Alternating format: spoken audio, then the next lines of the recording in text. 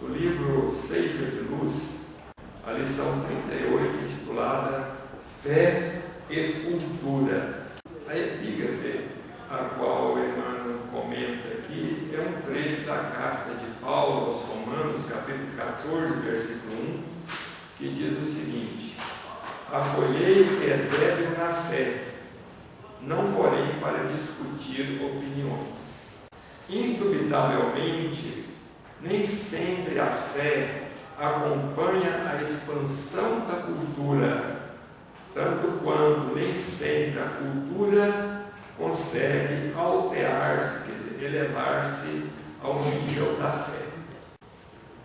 Então, refere-se, Emmanuel, aqui a essa disparidade que é comum na sociedade humana entre o progresso espiritual e o progresso intelectual, né?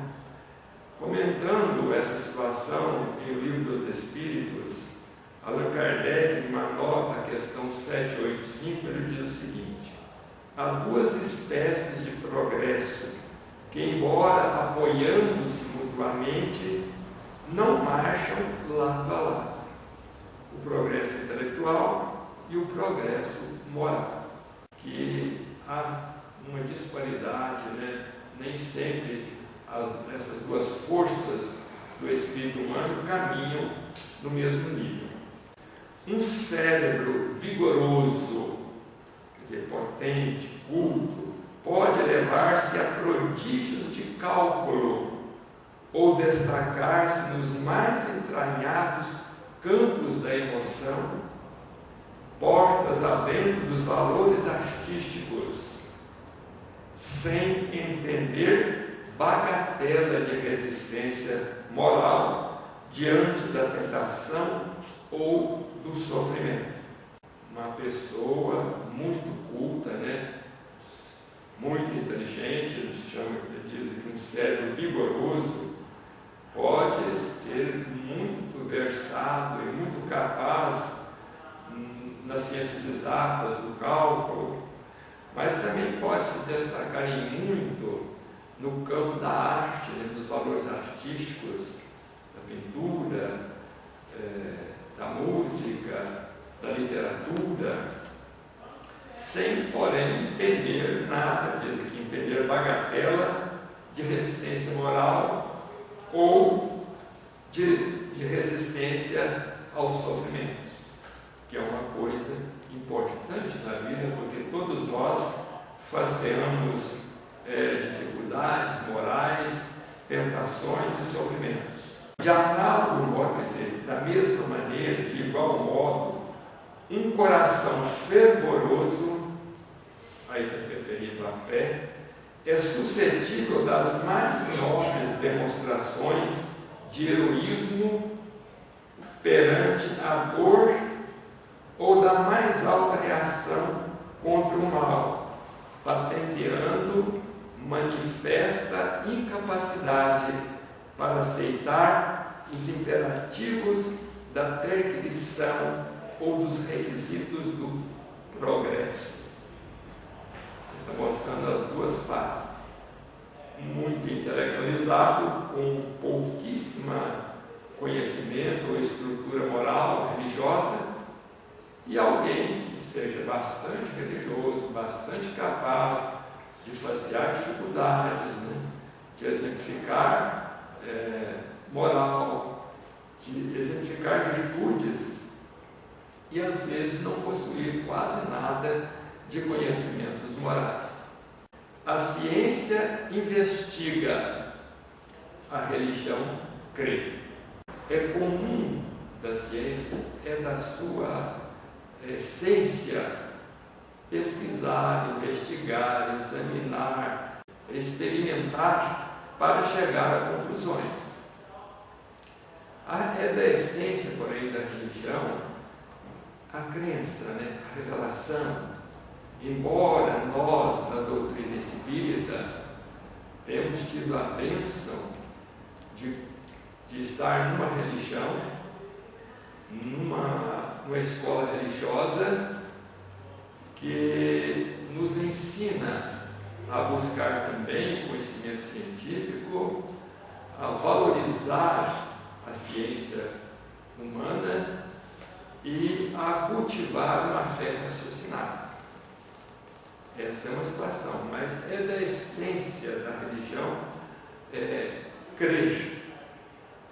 E é preciso que a gente entenda que, apesar de nós espíritas termos essa alegria e essa facilidade de pertencermos a uma religião que nos aconselha ao cultivo da fé raciocinada, há fatores ainda da revelação espírita que a ciência não admitiu ainda, ou que a ciência ainda não pode compreender, ou que a ciência ainda não pode explicar.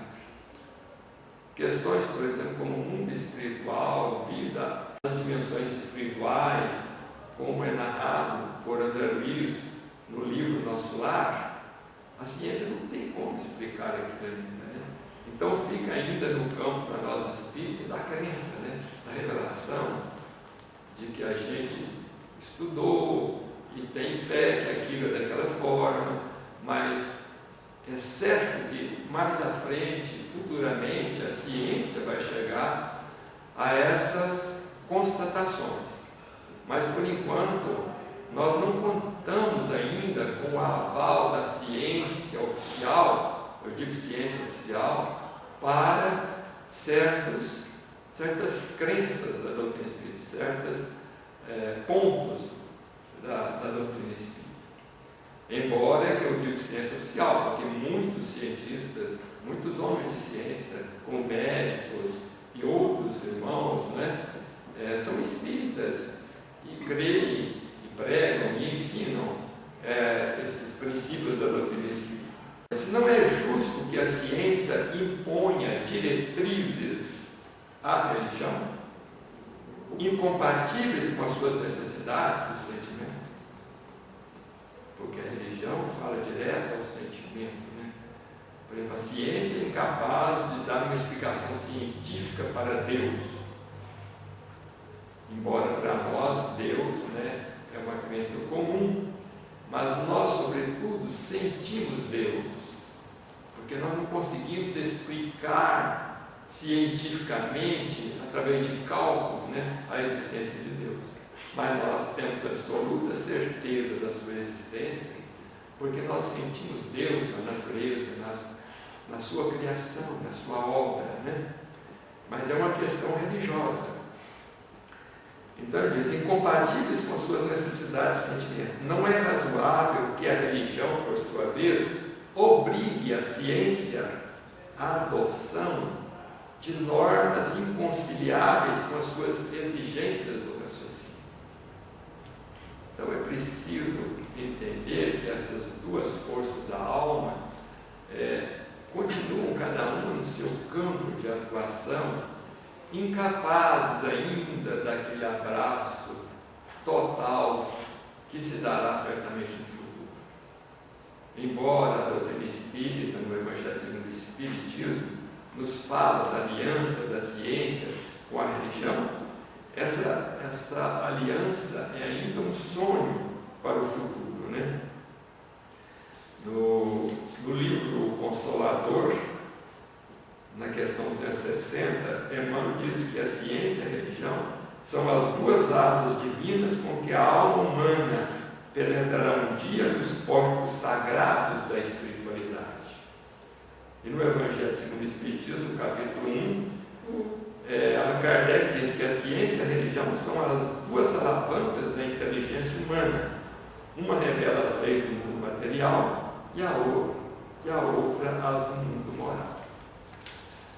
Então, são duas forças que ainda não estão inteiramente integradas na Terra, mas que são duas forças importantes, que certamente mais à frente estarão totalmente integradas. Equilíbrio ser-nos-á o clima de entendimento em todos os assuntos que se relacionem à fé e à cultura, ou estaremos sempre ameaçados pelo deserto da descrença ou pelo charco do fanatismo. Auxiliemos-nos mutuamente. o deserto da descrença e significando o materialismo. Né? Se não houver equilíbrio entre essas duas forças, caímos então ou no materialismo, no ceticismo, né? No negativismo, na descrença, ou se optarmos pela religião sem raciocínio, né? Pelos dogmas sem racionalidade, que contrariam a ciência, então nós estamos vivendo no charco do fanatismo.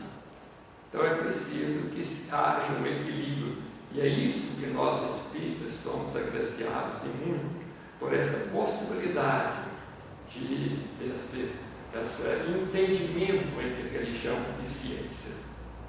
Na sementeira da fé, aprendamos a ouvir com serenidade para falar com acerto. Sobre essa questão de nos auxiliar mutuamente, né, na conduta espírita, o André Luiz nos fala assim: colaborar com as iniciativas que enobrecem as pesquisas e os estudos da inteligência sem propósitos destrutivos.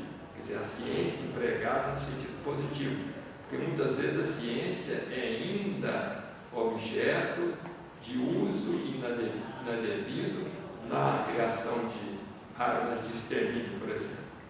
Mas toda ciência que objetiva o progresso humano vem do socorro celeste, ou seja, do socorro do alto. Sobretudo, nós, religiosos, precisamos saber acolher aqueles que ainda não desfrutam da bênção do nosso entendimento religioso. Diz o apóstolo Paulo: acolher o que é débil na fé, quer dizer, aquele que é fraco na fé, não porém para discutir opiniões.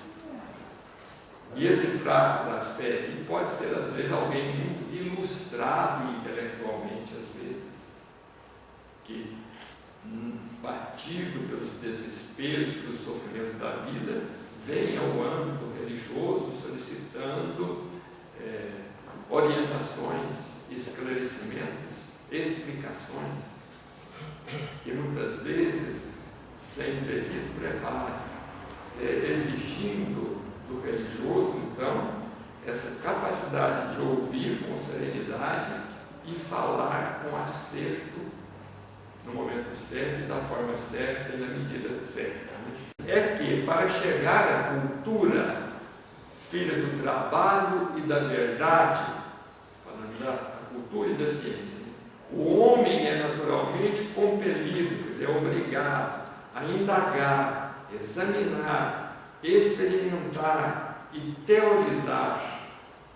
Isso é para atingirmos os valores da cultura. Mas para atingir a fé viva, filha da compreensão do amor, é forçoso servir. Então, vemos aqui, meus irmãos, como ele diz aqui, falar, saber ouvir, né?